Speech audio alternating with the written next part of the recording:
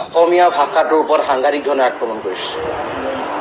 চৰকাৰখনে অসমীয়া জাতি মাটিৰ ভেটিৰ কথা কৈ, খিলঞ্জীয়া আত্মৰক্ষাৰ কথা কৈ অসমীয়াৰ জাতীয়তাবাদটোৰ সম্পূৰ্ণৰূপে কাঠামো ভাঙি পেলাইছে আৰু অসমীয়া ভাষাটো অসমৰ পৰা নিষেধ কৰি কাৰ ভাষা ইয়াত প্ৰচলন কৰিব বিচাৰিছে, কাৰ প্ৰভুত্ব ইয়াত ৰক্ষা কৰিব বিচাৰিছে, সেই কথাটো আমাৰ কাৰণে আৰু অসমীয়া ৰাইজৰ কাৰণে অবুজ হাতৰ। এইখন চৰকাৰে 10,000 স্কুল বন্ধ কৰিলে এতিয়ালৈকে। আপোনালোকে যদি চাই, মই এটা সমীক্ষা দিব বিচাৰিছোঁ যে LP, ME আৰু হাইস্কুল 45,490খন স্কুল আছিল। ইয়াৰে 3,511খন বিদ্যালয় 50জনতকৈ কম ছাত্ৰ ছাত্ৰী আছে। 3,074খন বিদ্যালয় মাত্ৰ এজন শিক্ষক আছে, যিজন শিক্ষকে 4-5টা ডেইলি ক্লাছ কৰিব লাগে। আৰু এজন শিক্ষকে অসমীয়া মাধ্যমৰ 4-5টা ক্লাছ কৰিবলগীয়াটো কেনেকুৱা দুৰ্ভাগ্যজনক কথা, সেইটো অসম চৰকাৰৰ বৰমীয়াসকলে বুজাটো খুব প্ৰয়োজন। আদৰ্শ বিদ্যালয় স্থাপনৰ নামত স্কুলবিলাক বন্ধ কৰিছে। তাতকৈ ডাঙৰ কথা যে যিবিলাক অসমীয়া মাধ্যমৰ স্কুল আছিল, সেই স্কুলবিলাক একত্ৰীকৰণৰ নামত বন্ধ কৰি দিছে। এতিয়া আমাৰ প্ৰশ্ন যে চৰকাৰখনে একত্ৰীকৰণৰ নামত স্কুলবিলাক কিয় বন্ধ কৰিছে? যদি আপোনালোকে ছাত্ৰ ছাত্ৰীৰ অভাৱ বুলি কৈছে, তেতিয়াহ'লে অসমীয়া মাধ্যমৰ স্কুলবিলাকত ছাত্ৰ ছাত্ৰী কিয় অভাৱ হৈছে তাৰ গুৰিলে নগৈ কেৱল মাত্ৰ কাৰোবাৰ অসম বিদ্বেষী চৰিত্ৰ এটা প্ৰকট কৰিবলৈ গৈ অসমীয়া মাধ্যমৰ স্কুলবিলাক বন্ধ কৰাটো এইটো জাতিটোৰ কাৰণে সাংঘাতিক ধৰণে ক্ষতিকাৰক আৰু এইটো সদৌ টাইম ছাত্ৰসন্থাই কেতিয়াও মানি ল'ব পৰা এটা বিষয় নহয়। আমি স্পষ্ট ভাষাৰে অসম চৰকাৰক ক'ব বিচাৰিছোঁ যে আপোনালোকে প্ৰথমে আন্তঃগাঁথনি আপোনালোকে উন্নয়ন কৰক। স্কুলৰ আন্তঃগাঁথনি আপোনালোকে উন্নয়ন নকৰিব, স্কুলত পঢ়া শুনাৰ ভাল ব্যৱস্থা কৰি নিদিব, শিক্ষক আপোনালোকে নিযুক্তি নিদিব, শৌচাগাৰ আপোনালোকে নবনাব, প্ৰস্ৰাৱগাৰ আপোনালোকে নবনাব, পাঠ্যপুথি আপোনালোকে যোগান নধৰিব, আপোনালোকে ভাল শিক্ষক আপোনালোকে যোগান নধৰিব। তাৰপিছত কেৱল মাত্ৰ ছাত্ৰ ছাত্ৰীৰ অভাৱৰ দোহাই দি অসমীয়া মাধ্যমৰ স্কুলবিলাক বন্ধ কৰি আপোনালোকে কোনবিলাক স্কুলক অসমত প্ৰাধান্য দিব বিচাৰিছে? অসমীয়া ভাষাটো অসমত নিষেধ কৰি আপোনালোকে কি সূচাব বিচাৰিছে? যে আপোনালোকে মনত এইটো সূচাব বিচাৰিছে নি যে অসমীয়া ভাষাটো নিষেধ কৰি অসমৰ জাতীয়তাবাদ সমুলঞ্চে ধ্বংস কৰি অসমীয়া জাতীয়তাবাদৰ কাঠামো সম্পূৰ্ণভাৱে ধ্বংস কৰি অসমীয়া জাতিটোক অসমত নিষেধ কৰি আপোনালোকে ছেটেলাইট পদ্ধতিৰে আমেৰিকা যুক্তৰাষ্ট্ৰৰ লগত অসমখন চামিল কৰিব বিচাৰিছে নেকি?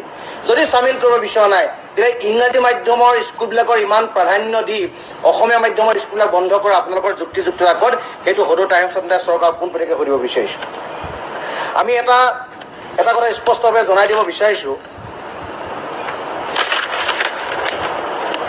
যে স্কুলসমূহৰ উন্নয়নৰ কাৰণে চৰকাৰে কোনোবা স্কুলত দিয়ে 12,000 টকা, কোনোবা এখন স্কুলত দিয়ে 25,000 টকা, কোনোবা এখন স্কুলত দিয়ে 50,000 টকা।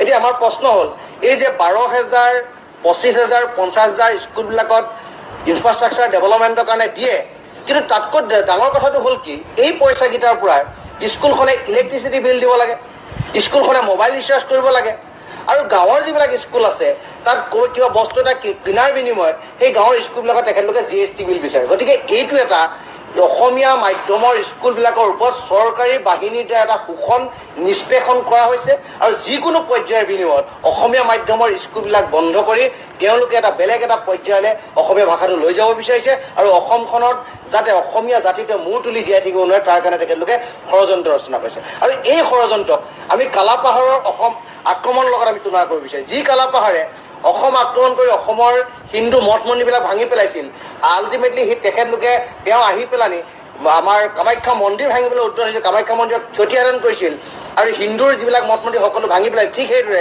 এইখন চৰকাৰে কালাপাহাৰৰ দৰে আক্ৰমণ কৰি অসমৰ বিদ্যা মন্দিৰবিলাক ধ্বংস কৰি অসমৰ জাতীয়তাবাদৰ যিটো কাঠামো, অসমীয়া জাতিৰ যি মূল অস্ত্ৰ অসমীয়া ভাষা, সেই ভাষাটো ধ্বংস কৰি অসমখন এখন বেলেগ এটা পৰ্যায়ত লৈ যাব বিচাৰিছে, যিটো সদৌ টাইম ছাত্ৰসন্থাই কেতিয়াও মানি ল'ব পৰা নাই। Investing made easy on share.market by PhonePe. Explore from a wide range of products.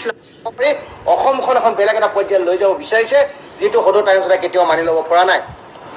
মই আপোনালোকক এটা তথ্য দিব বিচাৰিছোঁ যে ইনফ্ৰাষ্ট্ৰাকচাৰ ডেভেলপমেণ্টৰ নামত বিভিন্ন সামগ্ৰী ক্ৰয়ৰ নামত চৰকাৰে আবণ্টন দিয়া 77 কৰোৰ টকা এতিয়ালৈকে এইখন চৰকাৰে খৰচ কৰিব পৰা নাই। 77 কৰোৰ টকা আবণ্টন দিলে ঠিকেই আছে, কিন্তু ইনফ্ৰাষ্ট্ৰাকচাৰ ডেভেলপমেণ্টৰ নামত তেখেতলোকে এই পইচা খৰচ কৰি দিয়ে নাই, তেখেতলোকে মোকলাই দিয়া নাই। মানে তেখেতলোকে এইটোৱে ভাবিছে যে অসমীয়া মাধ্যমৰ স্কুলবোৰ জৰাজীৰ্ণ ৰূপ পাওক, স্কুলৰ ছাত্ৰ ছাত্ৰীৰ সংখ্যা কমি যাওক, আমি স্কুলবিলাক বন্ধ কৰি দিওঁ আৰু প্ৰাইভেট স্কুললৈ ল'ৰা ছোৱালীবিলাক পঠিয়াই দিওঁ, ইংলিছ মিডিয়ামৰ স্কুলত ল'ৰা ছোৱালীবিলাক পঢ়াই অসমখনত অসমীয়া জাতীয়তাবাদটো সম্পূৰ্ণভাৱে ধ্বংস কৰাৰ তেখেতলোকে প্লেন ৰচিছে।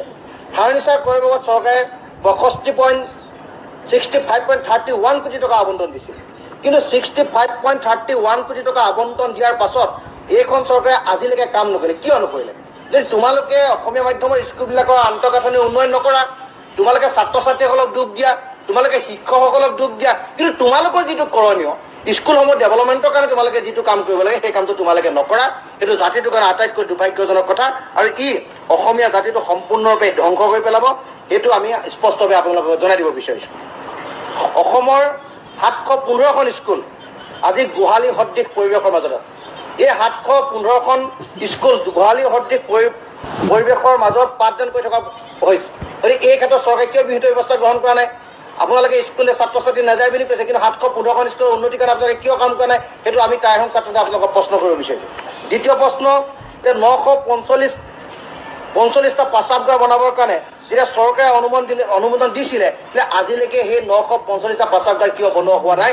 এই কথাটো আমি সদৌ টাই আহোম ছাত্ৰ মজিয়াৰ পৰা আপোনালোকক প্ৰশ্ন সুধিব বিচাৰিছোঁ আৰু আপোনালোকে তাৰ উত্তৰটো আমাক সোনকালে দিব লাগে, অসমবাসী ৰাইজক সেই কথা জনাব লাগে। আৰু কেইটামান স্পৰ্শকাতৰ বিষয়ে আপোনালোকক কৈ দিব বিচাৰিছোঁ।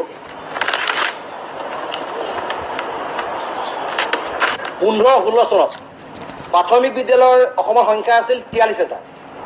2019 চনত ইয়াৰ সংখ্যা